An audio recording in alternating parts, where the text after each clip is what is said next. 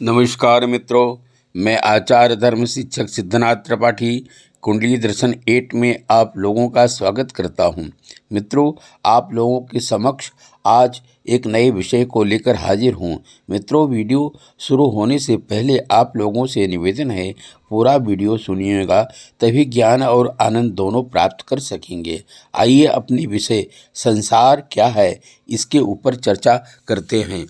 राजा परीक्षित को श्रीमद् भागवत पुराण सुनाते हुए जब सुखदेव जी महाराज को 6 दिन बीत गए और तक्षक सर्प के काटने के से राजा परीक्षित की मृत्यु होने का एक दिन शेष रह गया, तब भी राजा परीक्षित का शोक और मृत्यु का भय दूर नहीं हुआ।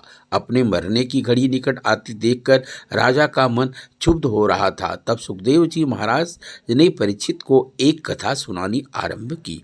राजन, बहुत समय पहले की बात है। एक राजा किसी जंगल में शिकार खेलने गया। संयोगवश वह रास्ता भूलकर बड़े घने जंगल में जा पहुंचा। उसे रास्ता ढूंढते ढूंढते रात्रि पड़ गई और भारी वर्षा पड़ने लगी। जंगल में सिंह, व्याघ्र आदि बोलने लगे। वह राजा बहुत डर गया और किसी प्रकार उस भयानक जंगल में रात्रि बिताने के लिए विश्राम का स्थान ढूंढने लगा। रात के समय में अंधेरा होने की वजह से उसे एक दीपक दिखाई दिया। वहां पहुंचकर उसने एक गंदे बहेलिए की झोपड़ी देखी। वह बहेलिया ज़्यादा चल फिर नहीं सकता था, इसलिए झोपड़ी में ही एक ओर उसने मलमूत्र त्यागने का स्थान बना रखा था।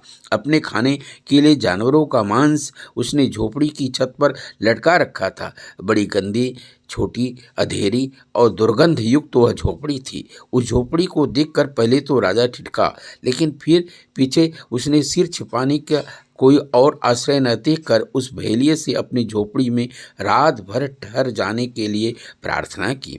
बहेलिये ने कहा कि आश्रय को लोभी राहगीर कभी कभी यहाँ आ भटकते हैं। मैं उन्हें ठहरा तो लेता हूँ, लेकिन दूसरे दिन जाते समय वे बहुत झंझट करते हैं।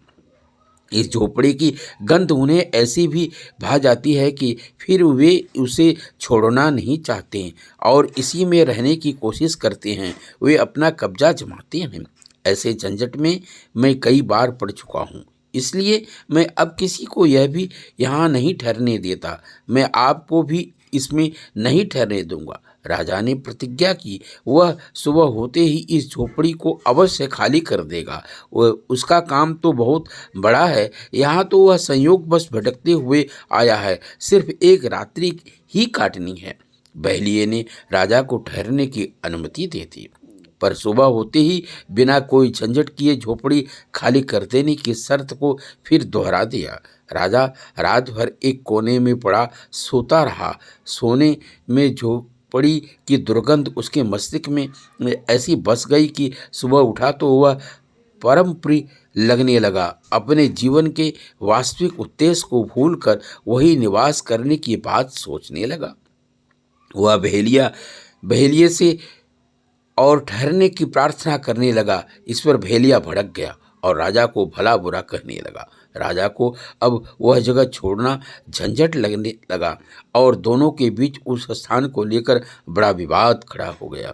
कथा सुनाकर सुखदेव जी महाराज ने परीक्षित से पूछा, परीक्षित बताओ, उस राजा का उस स्थान पर सदा के लिए रहने के लिए झंझट करना उचित था? परीक्षित ने उत्तर दिया, भगवान, वह कौन राजा था, उसका नाम तो बताइए।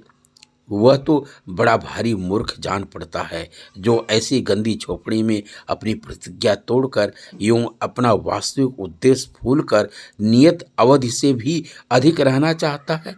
उसकी मूर्खता पर तो मुझे आश्चर्य होता है। श्री सुखदेव जी महाराज ने कहा, हे राजा परीक्षित, वह बड़ा भारी मूर्ख स्वयं तो आप ही हैं। इस मलमूत्र गठरी देह शरीर में जितने समय आपकी आत्मा को रहना आवश्यक था, वह अवधि तो कल समाप्त हो रही है। अब आपको उस लोक में जाना है जहाँ से आप आए हैं, फिर भी आप झंझट फैला रहे हैं और मरना नहीं चाहते हैं। क्या यह आपकी मूर्खता नहीं है? राजा परीक्षित का ज्ञान जाग पड़ा और वे बंधन मुक्ति के लिए सहर्ष तैयार हो गए।